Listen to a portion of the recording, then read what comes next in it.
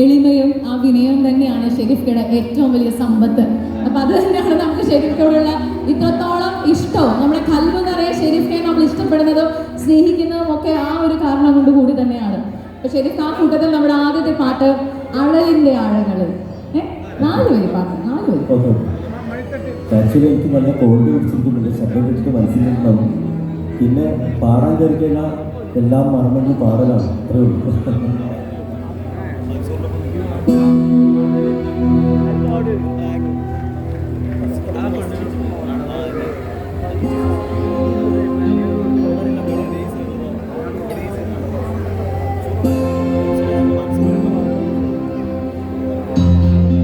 അഴലിൻ്റെ ആഴങ്ങളിൽ അവൾ മാഞ്ഞുപോ, നോവിൻ്റെ തീരങ്ങളിൽ ഞാൻ മാത്രമായി. അഴലിൻ്റെ ആഴങ്ങളിൽ അവൾ മാഞ്ഞുപോ,